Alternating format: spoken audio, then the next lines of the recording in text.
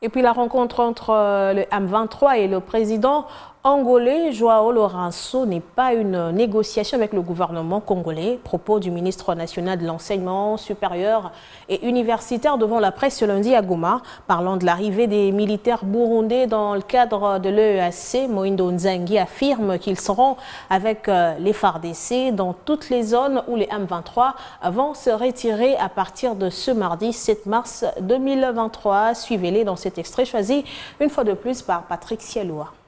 Il a été discuté après la réunion après le sommet de Bujumbura, il a été discuté par le chef d'état-major de la région que des forces devaient être redéployées. C'est-à-dire que l'Ouganda, le Burundi et le Sud-Soudan, au lieu de concentrer les forces de l'EAC qui étaient dans les Sud Kivu et dans l'Ituri, ont décidé de les redéployer dans la zone du M23. Et je voudrais bien souligner, avec les FARDC, puisque cet aspect n'a pas été beaucoup exploité, nous le déplorons, le déploiement des forces kenyanes à Kibumba, les FARDC n'ont pas suivi parce que dans les textes qui ont été signés à Nairobi, les forces régionales accompagnent les FARDC.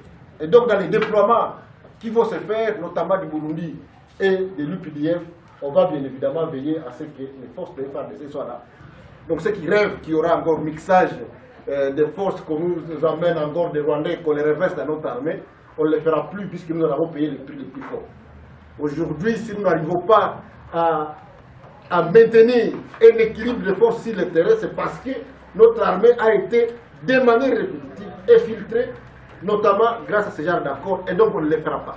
Je voudrais donc vous informer, au niveau d'Addis Abeba, il a été décidé que les décisions régionales soient notifiées au M23 par le président Lorenzo avec les médiateurs Uhuru Kenyatta.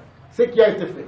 Le M23 a envoyé une délégation à Luanda, et puisque ça concerne notre territoire, le président angolais a bel et bien envoyé une délégation à Kinshasa pour informer notre président de ces contacts qu'il y a eu avec les rebelles du M23. Il ne s'agit pas de négociations parce que nous n'avons pas de réponse à faire. Notre position reste la même. Ils doivent se retirer. Les Rwandais doivent rentrer chez eux.